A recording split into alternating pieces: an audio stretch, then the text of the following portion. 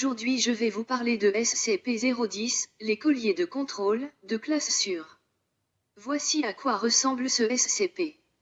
SCP-010-2 jusqu'à SCP-010-7, ce sont 6 colliers identiques en acier avec des gravures et à l'intérieur des éléments électroniques et des batteries d'un diamètre de 5 mm pour 2 mm de 100 volts et rechargeables. SCP-010-1 est une télécommande sous la forme d'une lourde boîte noire ayant l'apparence d'un ancien talkie-walkie.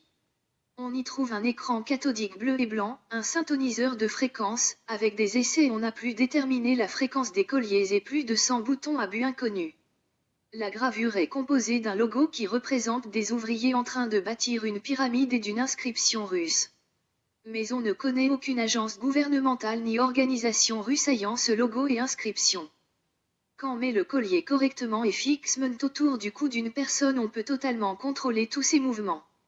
Il est même possible de donner une décharge d'adrénaline et d'arrêter ou remettre le système nerveux en fonctionnement. Le plus surprenant c'est que l'on peut même changer la morphologie donc forme du corps de la personne portant le collier, mais c'est limité à cause langage basique de la télécommande. Procédure de confinement. L'ensemble des objets 010 doivent être gardés dans des boîtes fermées et numérotées qui sont placées dans une installation très sécurisée. On n'a pas le droit de les déplacer sauf si on va faire une expérience, mais uniquement les sujets de test doivent les porter. Addendum 010-1. L'histoire. Ce SCP a été trouvé dans le Midwest américain dans la cave d'un homme solitaire grâce à la piste de disparition qui ont mené la police à lui. On a trouvé son cadavre de celui de plusieurs autres personnes qui étaient portées disparues dans sa maison. Un suicide collectif malgré les traces d'une lutte violente est supposé comme cause de mort. Addendum 010-2. Les tentatives de démontage. Test 1. Sur SCP-010-2 les parties ont été séparées et prises en photo puis réassemblées et fonctionnent toujours malgré cela. Test 2. SCP-010-8 a été fabriqué à l'identique sous le modèle de SCP-010-2.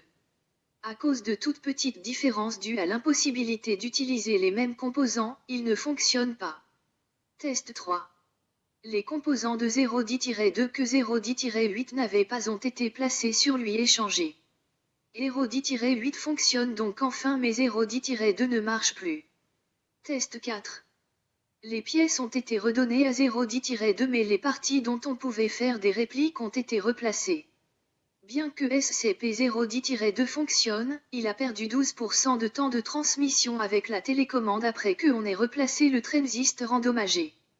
Addendum 010-3. Ça a été testé et approuvé par un chercheur que SCP-010 est plus adapté pour faire des activités et tâches simples plutôt que complexes. Et le logo a été approprié. Pour ceux qui veulent lire d'archives de ce SCP sans avoir à aller sur le site internet de la Fondation SCP, je vous invite à stopper la vidéo pour pouvoir lire tranquillement. Bonne lecture.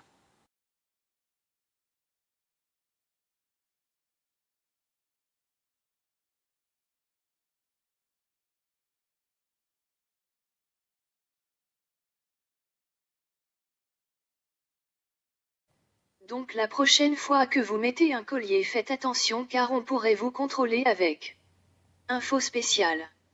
Je voulais surtout remercier mes 27 abonnés que j'ai actuellement.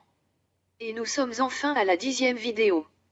Il reste encore beaucoup de travail vu le nom de SCP qui reste à présenter et avoir plus que le double d'abonnés que de vidéos déjà faites est vraiment incroyable.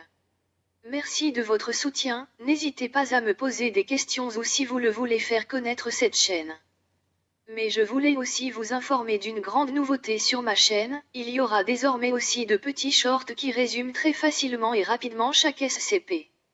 Donc profitez, je souhaite que le temps d'attente entre chaque vidéo n'est pas trop long pour vous à cause de mes études qui ne me permettent pas de consacrer autant de temps que voulu pour être plus productif.